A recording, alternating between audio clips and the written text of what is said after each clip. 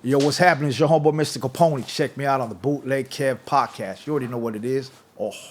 All right, y'all, before we get into the episode, we got to do this. We just dropped these t-shirts to celebrate 500 episodes of the Bootleg Kev podcast. Yes, this is out. Little Daytona 500 vintage flip. All 500 episodes are on the back. Yes, you could do the gray, or you could just go black.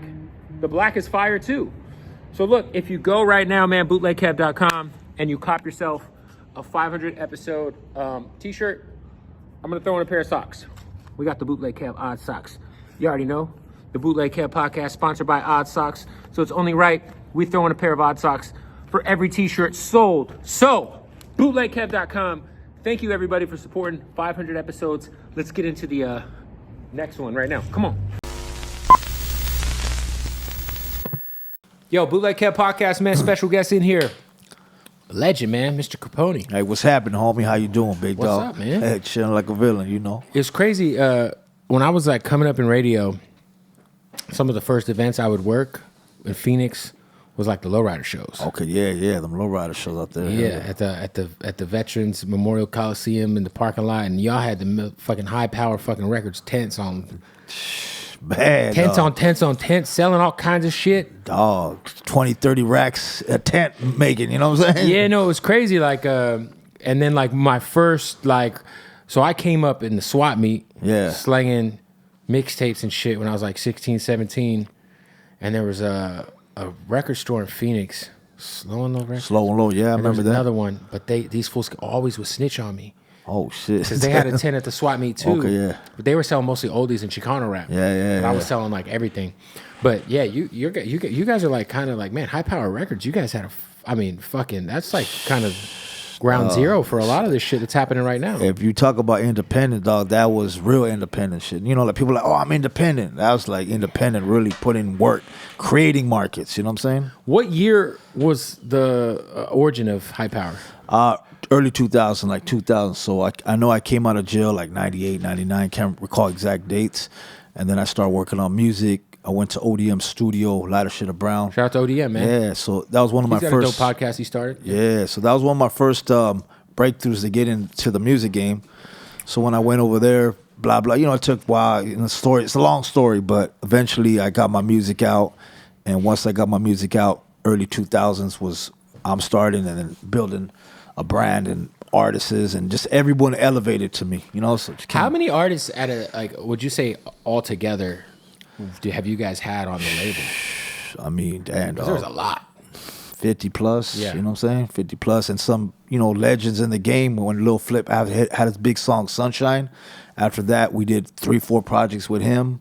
Yeah, I want to get to. I want to get to those random. Yeah, there's so much shit. No, there's a lot of like random shit where I'd be like, high power records. But I definitely, I feel like it's interesting too, because like fast forward to today and it's like being a Mexican rapper is like probably in terms of just like the amount of success, Mexican OT's got multi-platinum records. Lefty Gunplay is on the Kendrick album. Like it's just a great time in hip hop to be Mexican. Would you say this is like the most, at least commercially, Baby Bash had a wave, because Bash had like Cyclone and he had #1 records, but in terms of like, I don't know. I think it's coming back to where it was. So when I know the thing we didn't have, what they have now is podcast. And the internet. Is the internet. Yeah. So now just a regular John could go and start a podcast, right, and he could get it out there and people are going to share it and clip it, where in our times it was just you had to be on the streets. Yeah. Exactly. That was a podcast. You got to be on the streets in the jungle with all kinds of players, right, and do it. Where now today you got a camera, you could be at a house, let me interview you, and you're getting your voice out. So on that note, and it's a lot easier to put music out now. Yes, it's easier to put music out. You don't got to get shit printed up and find a distribution plant, and then, exactly. And then you're sitting on the overhead of all your CDs. Yeah, that one you had to be hands on. Those days you had to be either you're in it or you're not. You either have to be a rapper that's really 24/7 living the life, or you just different, right? You're like basically whatever. So nowadays you could do a side job, be a rapper on the side, and if you blow up, you could do it part time, going to interviews, whatever. People nowadays are multitasking. Right. But in those days, it was either do or die, you know? Yeah, is because you guys were a part of a wild era where it was like you guys doing the super gangster like Southsider shit, and then you had guys like MC Magic and MB Riders doing like their thing. Yeah.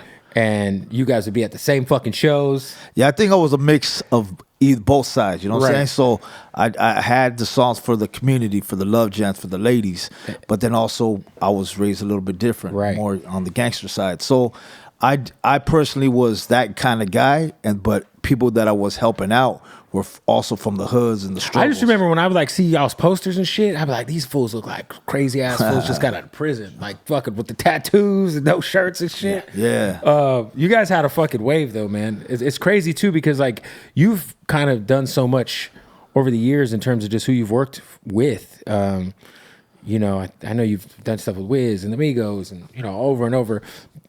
You mentioned the Little Flip thing. How did explain to me the business model and how these random albums came to be, specifically with certain members of Bone Thugs and Harmony? Because there were some times where I was like, "Yo, is fucking Busy Bone or Lazy Bone signed to High Power Records?" Because you guys would drop like. No, yeah, we were just dropping. Look, we were killing it so hard in the game that eventually we had distribution going through Universal. We had distribution, like everybody was coming up. We had like G-Unit, like different labels, big labels were coming at us. But look, you gotta understand, those days I was a hood fool too in a way, so I didn't understand the LA Hollywood meet at 4:00 at Capitol Records. I got an email. I'm like, yo, I don't even check my emails. You know what I'm saying? So we were just so focused and kicking up dust that we took it through a distro. And the records were hitting. Everything that I was doing was basically charting. So I'm like, damn, I'm charting so good. So all my money that I would make, I was like, let's put on some other people. Boom, boom. So I put on other homies. And then eventually I was like, yo, I can get the biggest artists right now. The numbers we're doing, I could sign whoever's one of the top dogs. And then Little Flip was coming off his label. He was independent. He had the independent mind. Yeah, so we worked out some deals with him. Bone, obviously, were legends in the past. Like they're real humble dudes. We worked with. I mean, the list kept going on. Sugar Free, you know. Right. Yeah, because it would be like you would have like this High Power Records presents, and then you know like. But you would think like, damn, like did these fools get out of their deal, or like were you guys just doing like one off like we're doing like here's a bag for an album, whatever? Because I wasn't a real label. A real label in those days were like a office in downtown LA with 20 people. Were you essentially like, yo, I need an album. Here's a bag. Whatever I make off this is me moving forward. Exactly. Like I might got royalties that month of. I'm just making a fake number, $200K. Boom. I was like, okay. Let me just dish this out to new artists that I could do deals with. I was trying to get at Snoop to do a project with him. I was ready to do with anyone, but it was hard because we're on the streets. They're doing their things at the shows, but whoever we got access to, we cut the deal, and everybody said yeah. I mean, you guys were had to have been making a ton of money though, man. I mean, we were just we were killing. Because it was all independent. Independent, bro. I mean, that shit was.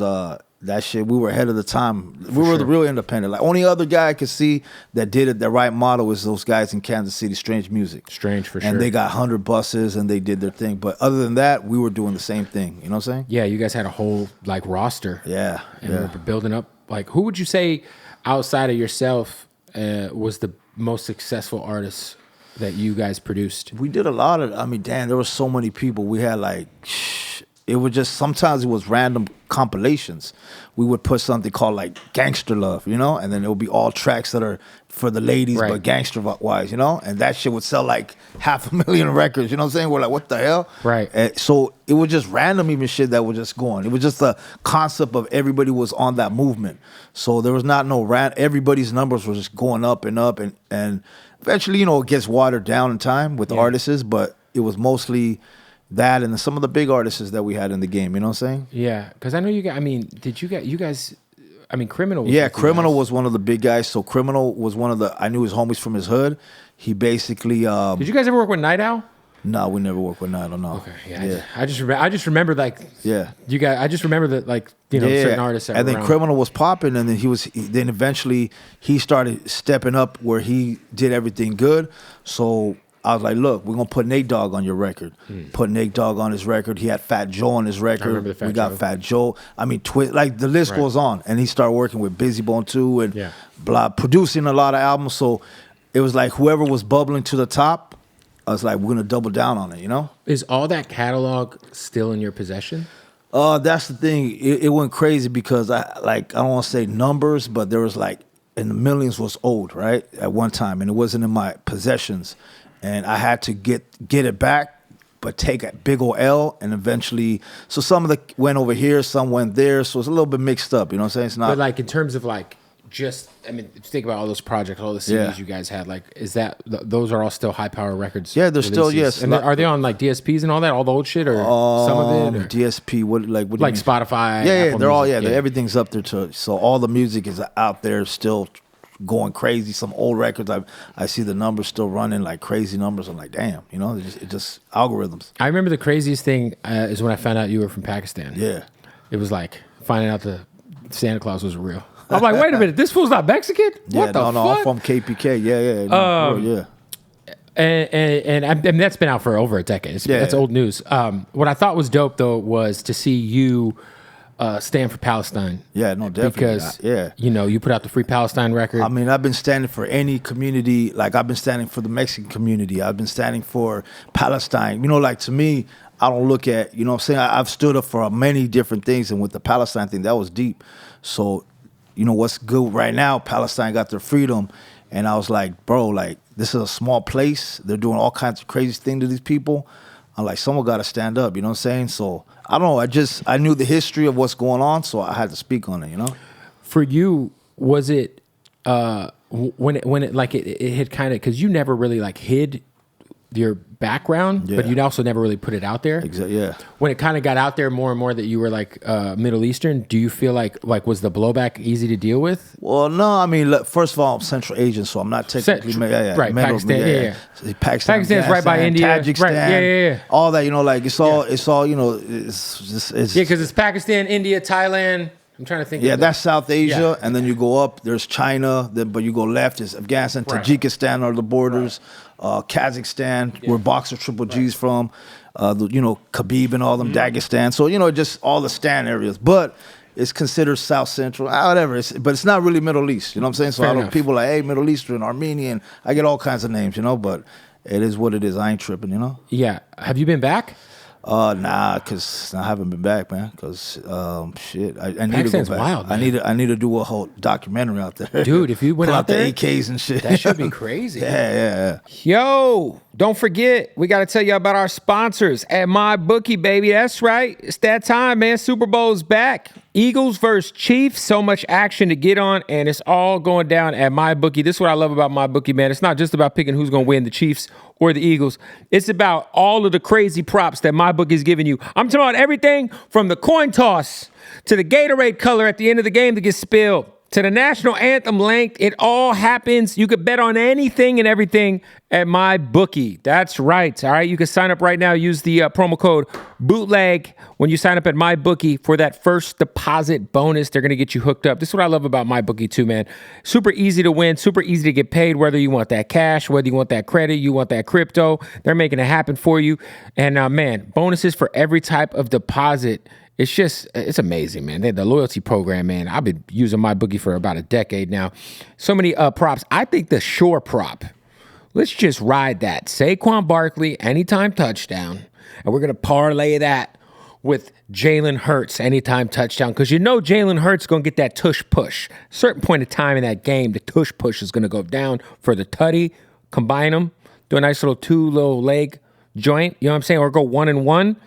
And I do think it's crazy that the Chiefs are only favored, I think, by 1.5, 2 points. You got to ride the Chiefs. You got to ride Patty Mahomes in the Super Bowl. It's just what he does. I know we can't stand the Chiefs for the most part, but it's Patrick Mahomes in the Super Bowl. All right, look, go to MyBookie, get in on the action right now. Use that promo code Bootleg for that first deposit bonus. It all goes down, man. Bet anything, anytime, anywhere, only with MyBookie.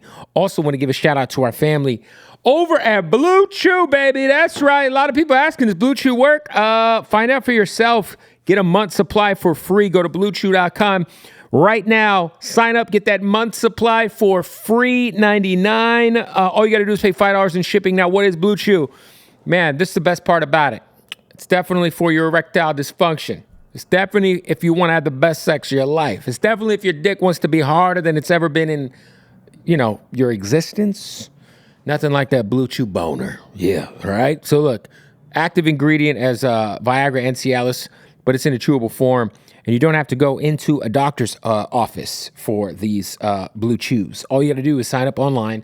It's all handled on the internet, and it's delivered right to your doorstep in a nice, discreet package, and your package will be packing. It's going to be as hard as fucking, college arithmetic. Yeah, it's going to be fucking rocked up, all right? So if you want to get that Blue Chew Cracker Band, try it for free for a month right now. Just pay $5 shipping, go to bluechew.com ASAP. Let's get back to the interview. So you grew up in West Covina when you ended up coming to LA, right? Yeah, West Covina, La Puente. Then I moved out to the Inland Empire. And when I got to Inland Empire, then when I start coming up in the music, I start living out there in Mariloma, Corona, and then I moved to LA. Was it always in the cards for you to do music, or was it something that you just started picking up because you said you were incarcerated, got out, and started? No, in the hood, I was known in the hood to rap. Me and my homeboy Peanut. I had a homeboy Peanut. I had a homeboy Scrappy. A couple homies we used to always mess around. So we went to like house parties in different hoods, and DJs would be there. We just fuck around representing our hood. So it was always in the DNA of rapping, but not to the level of like next level to be on, TV or, it was just hood shit.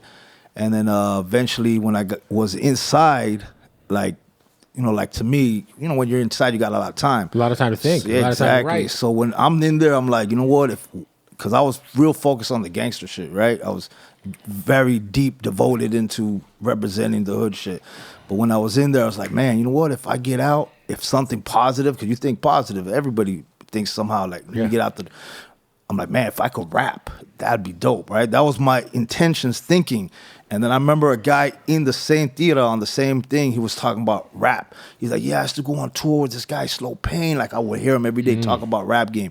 I was like, man, if I got that chance, I'm going to run with it. And then something came to my mind, if you ever get that chance, don't ever make sure you take it. Don't take advantage of it. So when I got to ODM, that was the memory of jail. Like, this is that connection. Yeah, because it was like Lighter Shit of Brown, Kid Frost were they like were big the real at that time. OGs. Yeah, you know what I mean? And I looked at them like, yo, sign me kind of thing. I had like real hits. Hey, Lighter Shit, ODM messed up. He could have been. He had a nice radio career though, and he's still doing his thing. But man, he would have came up. Oh man! But if he'd have signed everybody back then, I will say I was telling sign me. I was telling anyone to sign me, but those people don't know, and then I was forced to do it myself, and I was the best blessing. So once you hit like peak success as an artist, and obviously there are bigger situations that are paying attention to what you guys are doing. Was there ever any like record deals on the table? Oh yeah. Oh shit, dog. There been a major situation? Crazy deals, a lot of deals from big artists that were around, like 50 Cent to like, there's just a lot of labels, different labels, New York calling me. 50 Cent was tapped in. Yeah, G-Unit Team, Koch Records, Alan Grumble, his name. Yeah, there was a lot of people. I'd get emails. Look, I was played on Kiss FM, and that song "Summertime Anthem" was one of the top 5-10 played. Julie Pilot, remember her? Of course, Julie's a legend. Yeah, shout out Julie, man. She's at Apple Music now. She's solid because she seen the buzz on the streets. And she added me to the playlist. It started recording. Next, she's like, hey, all the record labels are contacting me. Should I forward the email to you? And I was like, oh, yeah. Sure. I'm like, yeah, but I'm like, I don't even do this, Right. I'm just going with the flow, acting like I know what's up with all the business side. But I'm like, yeah. But I wasn't even tripping. I was focused on the streets, Did you guys ever have like, because it's so funny because I'm from Phoenix, right? Yeah. So for us, like MC Magic was that motherfucker, you know what I mean? Yeah. And shout out to Magic, and he's still doing hundreds of shows a year, killing it. But you guys were existing in the space at the same time, but it was very different. Like y'all were doing different shit. You know what I mean? Yeah. Did you guys ever have any sort of like rivalry or anything during those times? No, in those times, no. Actually, I looked out for Magic. I did records with him. He's like the nicest dude too. I even put together some shows, plays for him. So he's always showed love back. He's always been a genuine dude. So there was never no rivalry back then. I feel like now there's a little division now. As time went by, obviously they're trying to keep a certain image, and supposedly I might not be that image. Like maybe I'm too gangster. I don't know. But Magic's always showed love. For sure. It's just maybe people behind it. You know what I'm saying?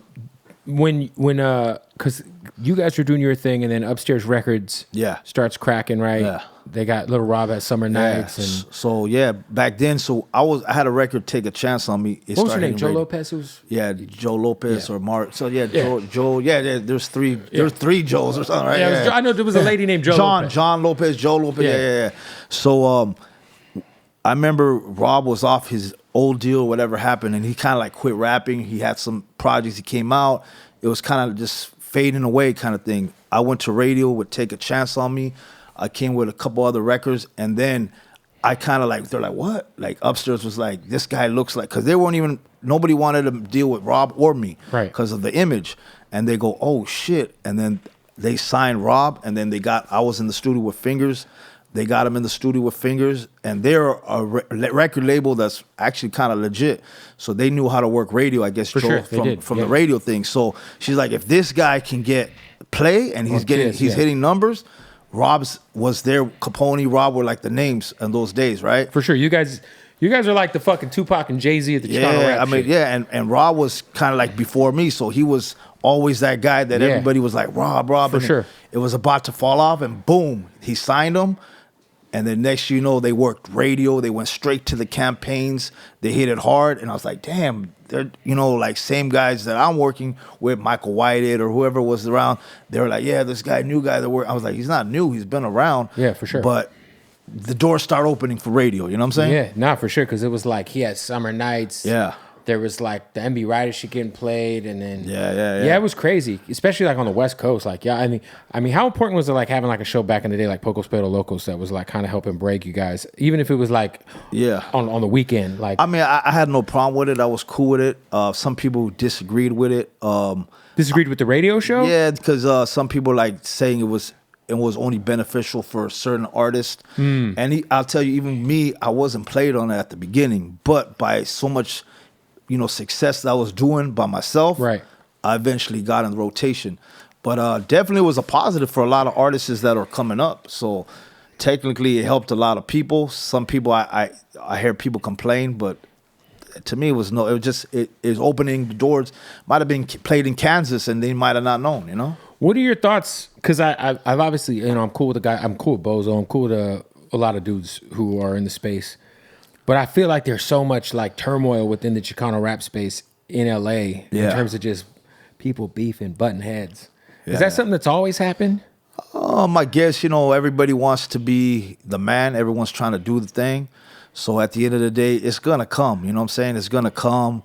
It's, I see like right now, I see so much internet, like pages about all these rappers beefing with each other. To me, like, all the ones who've been around there, they know it's got to be on the streets. So if anything's on there, but yeah, it's not a good look because at the end of the day, people get divided and that kills the numbers. You know what I'm saying? I seen it in our time in the rap game where it was about to be a big movement, right? It was about to blow up. And then just divisions start happening. Boom, boom. So next you know, even with the radio is playing my records and then maybe some haters calling in, hey, don't play that shit, play this shit. They're like, we don't know what's going on. So you're scaring the outsiders, you know what I'm saying? And they're getting scared like, what's up with the, like people are saying they're threatening to call the radio station now. Right. So it got kind of the internet, well, I don't know if it's the internet, but the little chisme and all that drama start hitting. Right. And it just probably crushed everyone. Look at Lefty. He's doing good right now. I see so many people just hating on him. You know what I'm saying? So it's just part of the nature of the game. Like, I think. Yeah, I mean, I look at the Lefty thing. I'm like, people think Lefty's like an unconventional guy, and he is, because he's he's a character, Yeah. But at the end of the day, like, it's like he's working, man. Yeah, he's like, working. like, why wouldn't you want to champion him if he's? Yeah, you want to go with anyone who's working. So yeah, I mean, and he, like you said, he's working his ass off. Whatever you want to say, dude is working his ass off. Look, I've been just doing. I don't even do podcasts. Never did them, but I just started doing podcasts now. And I'm like, damn, this is hard work. Yeah. It's like a job. You got to go and show up to the podcast. I saw you and Lefty met in Bakersfield. I think yeah, Bakersfield, right? We met. He sent me messages back in the days like, hey, I want to get signed, blah, blah, blah. But I was not in the space of signing anyone at that time. And he showed love as a youngster in the game the right way. So I give him his credit to, respect, and same with a lot of different other artists that came out, like Peso and all these guys. For sure. They reached back. I did even a record with Pestle, you know what I'm saying? So when the youngsters show respect to, that's respect. You know what I'm saying? So did you have the same issue that he's having in terms of just like not being able to do shows past a certain point in Northern California because just of the politics? I think at the end of the day, for shows, someone's got to book you, right? So, I mean, I'm sure if someone booked him and paid him a ticket, he probably would show. I'm talking about you. Oh, me. Like when you were coming up, were you able to I did Modesto, I did Stockton, I did Sacramento, I did stuff for the radio stations out there, and I like in my back of my head, I knew some shit could happen at any time. Maybe they don't know what's going on. Maybe they don't know what's going on, but yeah. But I'm coming here, and there was never drama, but internet, boom, boom, hey, yeah, this fool was over here. I see a little hating going on, whatever, blah, blah, blah. But, we're coming with respect. If anyone, it is what it is. It's in any situation. And then up there, there's a lot of fans, too, who support.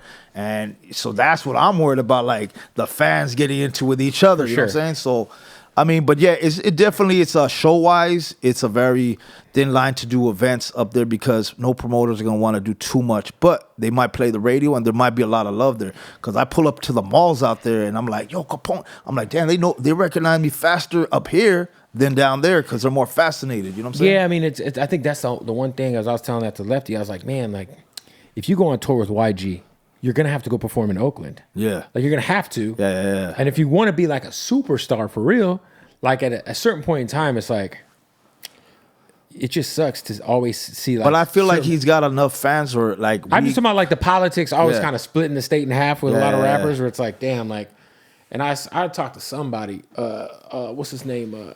Baldacci has said that like even in there's like a semi-truce in prison right now. Yeah, and you would think some of that would like transfer. But the streets is different. Obviously, there's always going to be some bad blood. You know what I'm saying?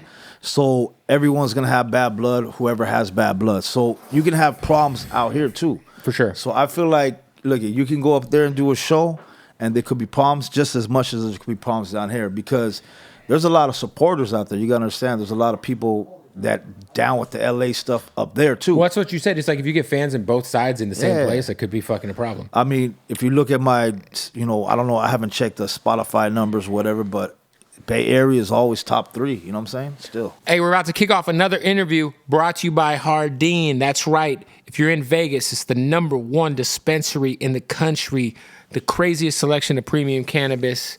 And all you got to do is shoot them a follow, Hardin_Las Vegas, HardinLasVegas.com. When you're in Vegas, tell them I sent you. Let's get into the interview. Yeah, baby. Shout out to our family at Odd Socks. Ooh, look at the ODB socks right here. All right, look, go to OddSocksOfficial.com, Naruto socks. Oh, here's a pair of Bootleg Kev socks. That's me. Yeah.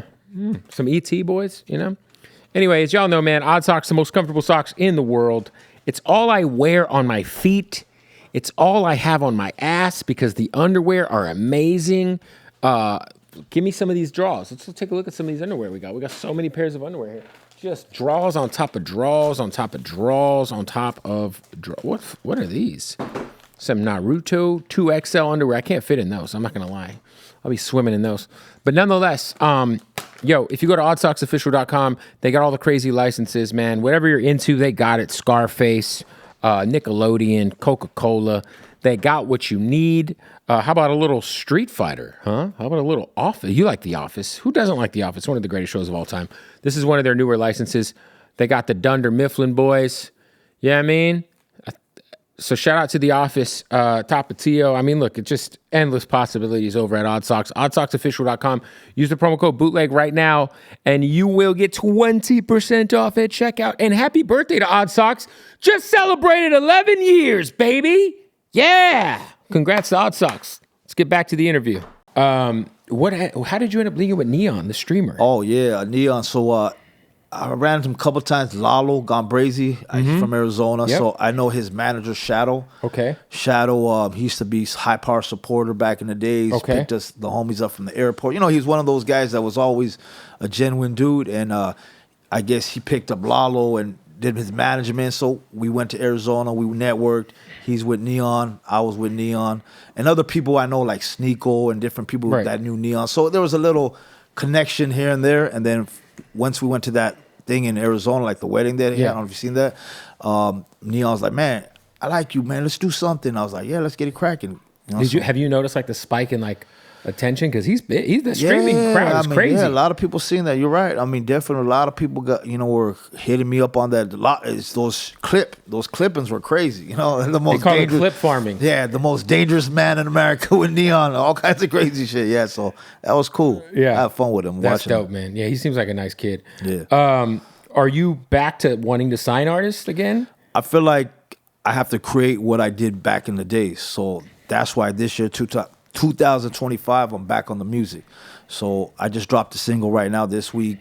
I got records with Mozzie coming out. I got just a lot of records coming out. You know what I'm saying? So that's the record that you did the preview with N3on in the back of the car. Yeah. So I just barely dropped that right now. So basically coming back to what I did before. And that's why I'm on these podcasts. That's why I'm on, like I'm here to just grind and bring it back, bring the hunger back.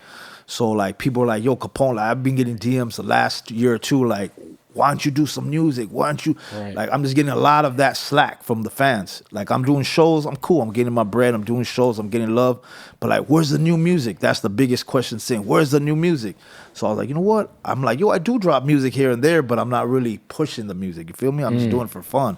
So I'm like, this year I'm gonna push the music, I'm gonna come in with the music, and I'm gonna bring it back like I did. Once I get to my powerful platform, which I still do numbers as big as any of the top guys, Peso, Lefty, my numbers are still up there, but to once I get back to where I want to get back, radio, back to whatever, take it to the next level, that's when I could say, hey, maybe I could sign people. But right now it's like, for what? Yeah, it's a lot of work, Last time I saw you was in Vegas with OT. Oh, yeah, I was up there. Oh, yeah, I got a record with OT. I was going to say, you got anything with OT coming? Yeah, I got a record. That's probably might be my second single or third single when I come with OT. Fire. It's gonna be a hitter, yeah. OT, he be fighting. He's like training and shit. He does that Muay Thai shit. Yeah, I was like, hey, fool, you.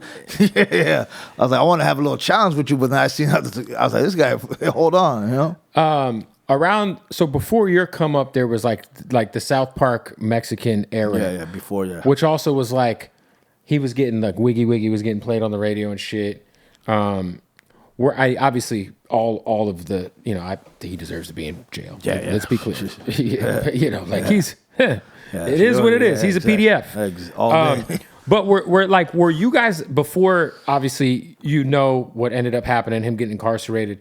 I mean, Dope House Records was very influential. Definitely. They were pretty known in Texas. And I seen that when we were coming up, I would hear Dope House Records. But when I came up, maybe a year I was in the game, he might have been around. But so that's why I was curious. Yeah. I was curious if you were influenced at all by what he was doing. I didn't see nothing. Just because he was huge. Yeah, when I was creating our movement out here, people were like, hey, there's a movement in Texas called Dope House. Yep. So I was like, you got to give respect to the movement. So I was like, okay, they got something cracking. And then Little Flip was doing it. So then I started going to Texas, and I seen what they were doing. The same thing we were doing in the West Coast, But just their own version. I was in the Dallas swap meets. I seen all the big Grand Prix swap meet. There are all these places, and their posters were there, just like how we were in L.A. Street grinding. So, yeah. And a lot of people don't know, Baby Bash was signed exactly to Dope House's Baby Beesh. Yep. So we came over there and start putting our shit up and representing. And, over there, Texas was like feeling. They're like, yeah, we're loving this music. And I didn't know nothing about his charges. I don't think anyone did. No, I don't think anyone did. No, you would hear rumors he got done dirty, whatever. So they didn't pay no attention. I think his bail just got denied. Yeah, that's what I heard. So I don't think he's getting out. I think they were expecting him to get out. Yeah, what do you think about a guy like Mexican OT who's doing his own thing, obviously? And I think he's like he could rap with the best of them. Like, yeah, I mean, look at the end of the day, yeah, he's definitely making waves, doing shows. He's cracking. He's with I think a label too, Universal, right, or something like that. He's with Good Talk through Interscope. Yeah. So whoever they are, man, they're doing a good job. They're putting a lot of bags behind them. They're working it. They're doing what they can do, and that's what at the end of the day makes the artist blow up. And he's blowing up because he's got the right team, right facility.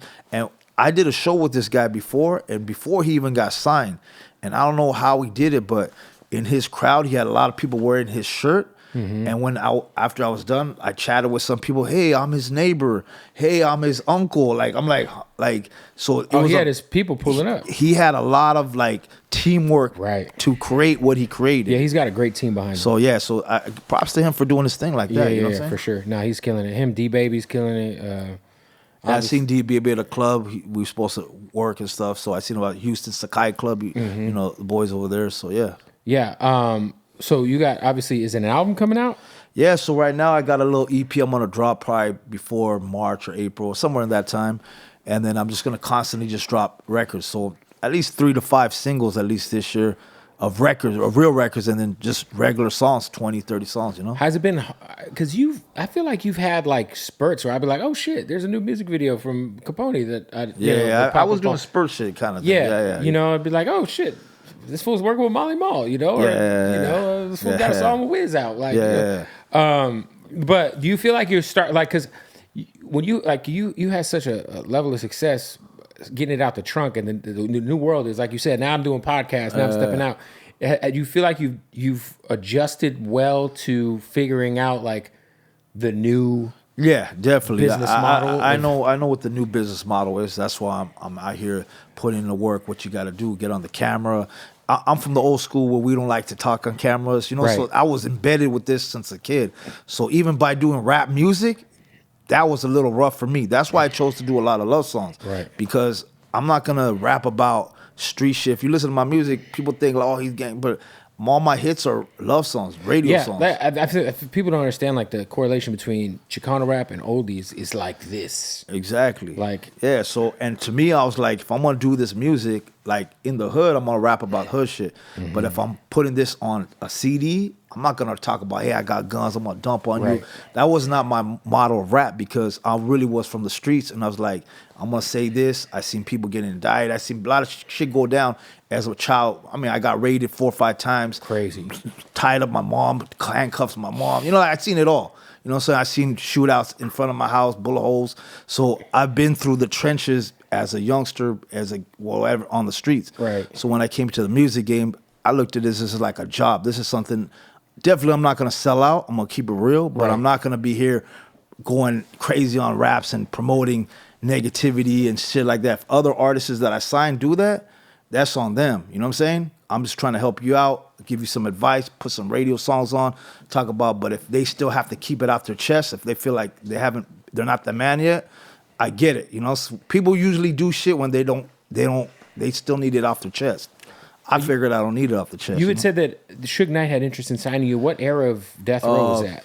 That was early 2006, 7, like that. So this was probably around the time like there was like the Left Eye. Yeah, no, Corrupt. I'm trying to remember when, but I know he was out, and we connected, and he came. There's videos. He used to come to our little apartment studio every day, chilling.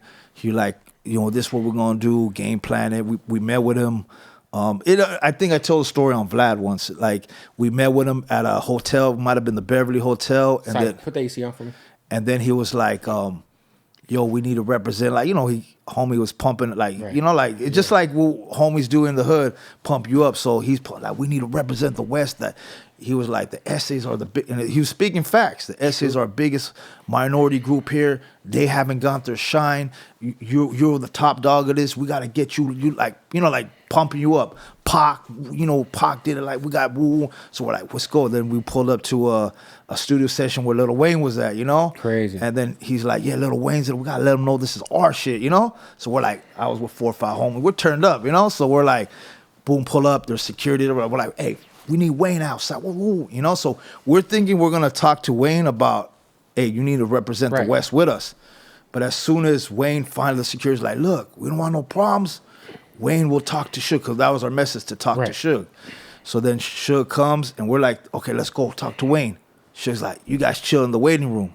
You know what I'm saying? Like, so after we did that, then he went in there, we're waiting, squaring off with the security, looking at us, we're looking at them. Whatever, 10, 20 minutes comes out, he comes out. All right, my G's, next week we'll link up. I'm like, what did we just do? You know what I'm saying? We were like a torpedo for his. Like you use this as your bullies to get in here. Exactly, yeah. So then shit started getting weird. But he was still fucking with us, so I get it. And maybe he had good intentions, but it didn't seem like, yo, like, we ain't no suckers, homie. You know, like, at the end of the day, we did what we did to get Wayne to discuss what we discussed. And then there was a couple of tests that, like, we gave Suge Knight to do, and he was like, yeah, I'm down. It was one of the Phoenix car shows. I told him, hey, you pull up to Phoenix, get on the mic, the car show, the new Death Row, you know, like we had a whole game. Like co-sign us on stage. Yeah, and then that shit will go like Right, street you guys viral. will be able to put it on DVD Yeah, and all that and he was shit. like, all right, get my flight, I'm down, let's do it. And then all of a sudden, hey, let's next show. So it's like, is he really trying to do it or not? Yeah. And he's like, okay. Then he sat back. Hey, just anybody got a bag for me? Let's get an investor. So I get it. Those days we didn't know how. We thought he had the money, but he probably didn't have the money, you know? Yo, back in the day, I don't know if it was your guys' label or not, but I remember being at the car show and there was like a really hot Chicano rapper whose like ass was out all the time. Rapper? Yeah, I think she was a rapper. Or was like a ass out. I feel like I remember her album cover and I just being like, damn. I remember there's like Dazza and all these people. I don't know about maybe. rapper. But there, y'all had the fucking models on lock though. Oh yeah, damn man. Those are crazy stories, dog. Shit, back then, if OnlyFans was popping back then, there probably would have been a fucking high power OnlyFans. Damn. Hey, you ain't lying, dog. Shit. Anyway, all right, so EP's on the way. New song is out. Yeah, new song is out. Break It Down. Mr. Capone-E, Break It Down. We're gonna push radio to it. We're gonna do it the right way. And hopefully in a month we'll just start popping up on some stations. And no, it's dope to see, you know, I thought it was dope to see you on with N3on because that's kind of like taking two really far worlds and putting them together. Yeah, no, definitely. And, you know, actually we got messages from labels hitting us up after that N3on thing. For and sure. stuff like that. But that's I don't dope. know. And you just got to go to these meetings and I'm like, let's just. You're going to have to answer your emails. Yeah. I'm like, let the record get hot, get to the top. Right. Hopefully 20, 10, whatever. And then we'll discuss what we can do. But right now, talking about it, I'm an artist that knows what's up. Right. I've been around. There's no deal that I know that's gonna come to me that's gonna be like, wow. You know? Yeah, for sure. Yeah, you've been there. You've done that. There it is, man. Well, I appreciate you pulling up, man. Yeah, for sure, homeboy. My guy, the legend, Capone-E. Boom.